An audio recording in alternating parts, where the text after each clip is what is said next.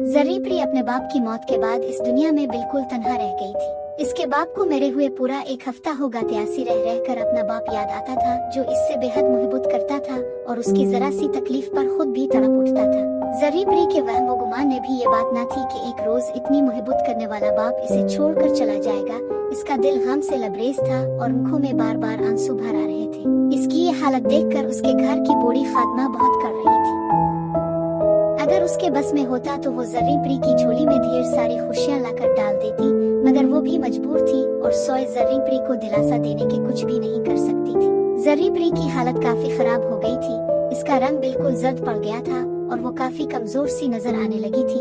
इसकी भूख प्यास बिल्कुल खत्म हो गई थी। वो हर वक्त अपने बाप के ख्याल में डूबी खामोश बैठी रहती।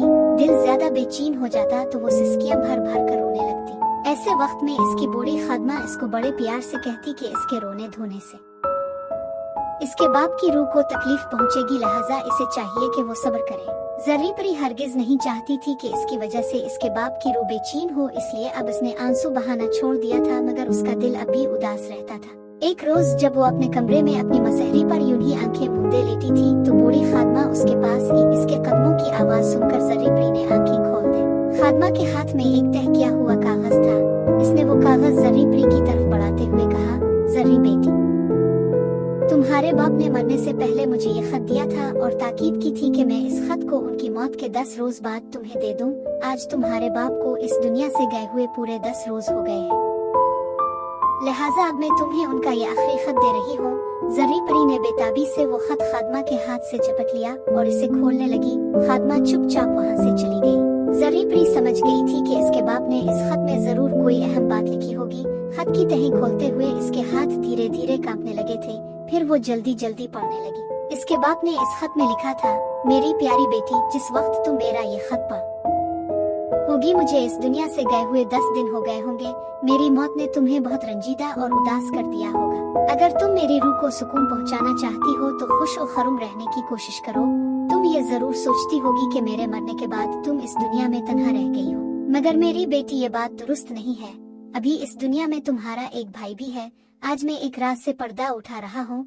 ये राज गुज़िश्ता 22 साल से मेरे सीने में दफन था। मैंने 22 साल कबल इंसानों की दुनिया में एक लड़की से शादी कर ली थी। मैं अपने एक दोस्त से मिलने के लिए आदमजादों की दुनिया में गया था और मेरी मुलाकात वही इस लड़की से हुई थी। एक आदमजाद लड़की से शादी करना प्रिस्ता ने अच्छा नहीं समझा जाता, इसीलिए मैंने ये बात किसी को नहीं बताई थी। इस लड़की से शादी के बाद मैं अक्सर उसकी दुनिया में जाता रहता था। फिर शादी के 1 साल बाद खुदा ने हमें एक चांद सा बच्चा अता फरमाया। मैंने इस बच्चे का नाम अनवर रखा था, मगर वक्त हमेशा एक जैसा नहीं रहता। जिस जगह मेरी बीवी रुखसाना और बच्चा रहते थे वहाँ पर एक शदीद किस्म का ज़लज़ला आया और वहाँ की तमाम आबादी इस खौफनाक ज़लज़ले की भीड़ चढ़ गई। मगर फिर भी कुछ लोग ऐसे थे जो जिंदा बच गए और उन्हें बादशाह के सिपाही अपने साथ ले गए थे ताकि उनकी देखभाल और इलाज वगैरह किया जाए, क्योंकि वो बेचारे जख्मी हो गए थे। इस दौरान मैं प्रिस्तान में था, मगर मुझे जैसे ही इस ज़लज़ले की खबर मिली मैं भागा भागा वहाँ गया, मगर वहाँ पहुँचते ही मुझ पर जैसे बिजली सी गिर पड़ी। जिस मकान में मेरी बीवी रुखसाना मुकीम थी वो जमीन बोस हो चुका था। एक दीवार के नीचे मेरी बीवी की लाश पड़ी थी, मगर मेरे बेटे अनवर का कहीं पता नहीं था। इसको यकीनन बादशाह के सिपाही अपने साथ ले गए थे। मैंने अनवर को ढूंढने की बहुत कोशिश की, मगर उसका कहीं पता नहीं चला। इधर प्रिस्तान में मेरी बूढ़ी माँ इस बात से सख्त परेशान थी कि मैं आदमजादों की दुनिया में इतना वक्त क्यों गुजारता हूँ। खास बात का उन्होंने ये हल निकाला कि मेरी शादी कर दी। शादी के बाद मेरी जिम्मेदारियां बढ़ गई थी, इसलिए अब मैं अपने बेटे को ढूंढने के लिए आदमजादों की दुनिया में नहीं जा सकता था।